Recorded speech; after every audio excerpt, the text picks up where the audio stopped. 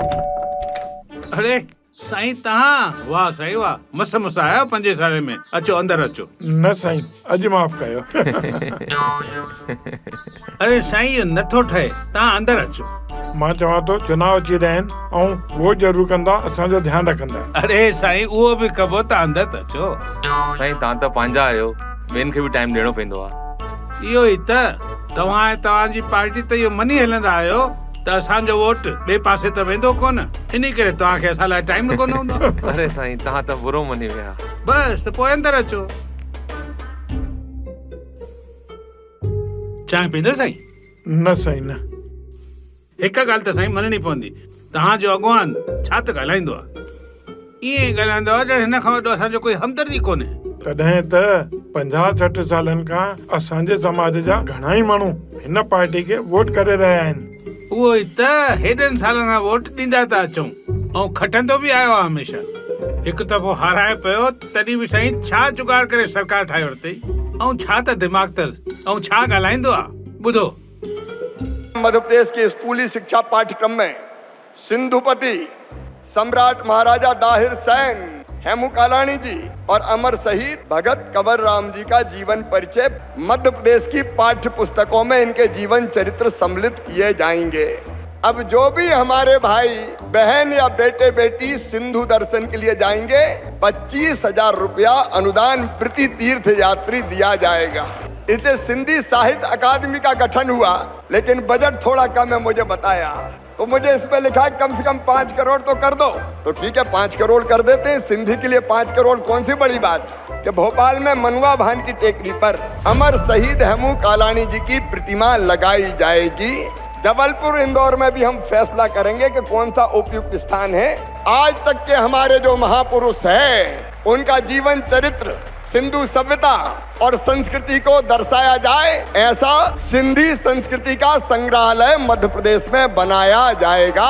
सिंधी पट्टों की समस्या का समाधान, ये पट्टे स्थायी रूप से दे देंगे, वैधानिक अधिकार आपका हो जाएगा।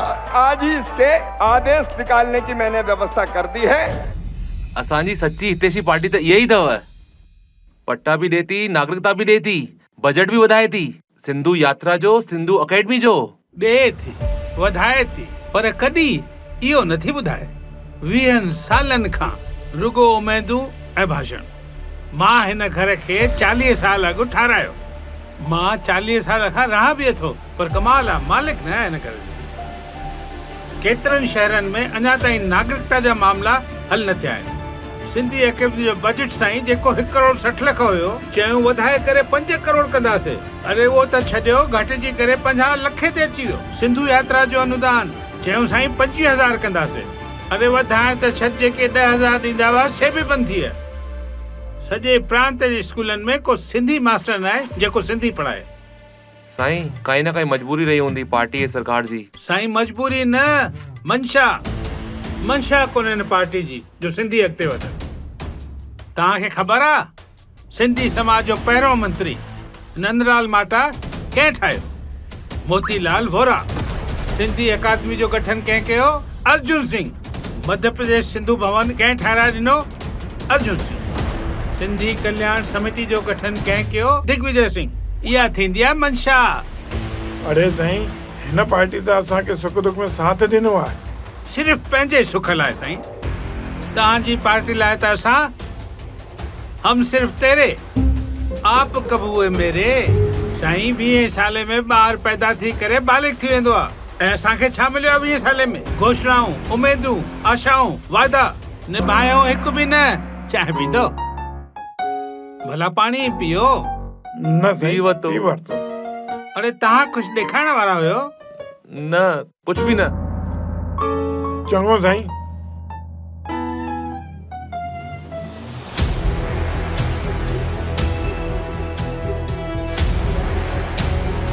अरे यार, ये चए तो बिल्कुल सही पियो। इन पार्टी असांजे समाज लाइ कुछ भी न कयो आहे। मिलियो आहे सिर्फ़ कूड़ी उम्मीदूं और धोखो। साईं हिन जो छा कयूं? अरे छॾ हिनखे, लाए गिड्डी विडी, हल पंहिंजे कम ते यार। पट्टा न, नागरिकता जा मसला पेंडिंग। सिंधी अकादमी जो वाजिद बजट न, सिंधु यात्रा में मदद न, सिंधी संग्रहालय न, सिंधी महापुरुषनि जी जीवनी न, सिंधी टीचर न, मूर्ति जी घोषणा जो पालन न, तो पोइ वोट छो?